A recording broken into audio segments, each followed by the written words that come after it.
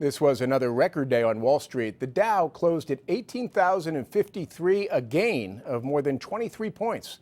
Helping to fuel that was word that holiday sales may hit more than $617 billion. CBS News business analyst Jill Schlesinger joins us now. Jill, the projections for holiday spending were a 4% increase over last year. We going to hit that number?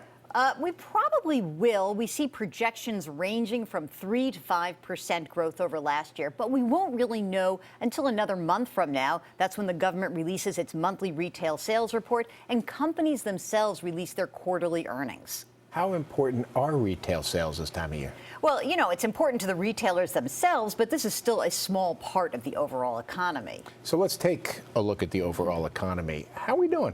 We're doing pretty well. I mean, we started the year off, it was rough. We contracted by 2.1%. We've had 2 successive quarters of big growth. Third quarter growth, 5% on an annualized pace, strongest in 11 years. We've also seen job creation really kick up. This year, 2.6 million jobs. We are on pace for the best year for job creation since 1999. All right, a lot of positives. What are the potential problems? Well, I mean, one of the problems is that we haven't seen great wage growth. So we've seen jobs, but wages are only up about 2% year over year, and that just keeps pace with inflation. And we've also seen that the stock market's done incredibly well over the last 5.5 years, but we haven't taken a breather in a long time, so that could be a problem.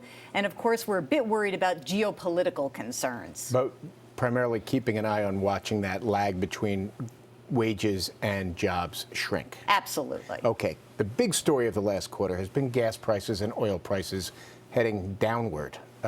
How's that going to play out? Well, it's going to put more money in consumers' pockets. That's the really good news. But the flip side of this, and I mentioned geopolitical concerns, is there are big oil producers like Russia where low oil is a problem, and it's a destabilizing force in the economy. In a place like Russia, with a guy like Putin running that country, we're very concerned about what effect on the economy it will have there, but what moves he might make because he's boxed in a corner with the economy so weak. Jill Schlesinger, thank you. Thank you.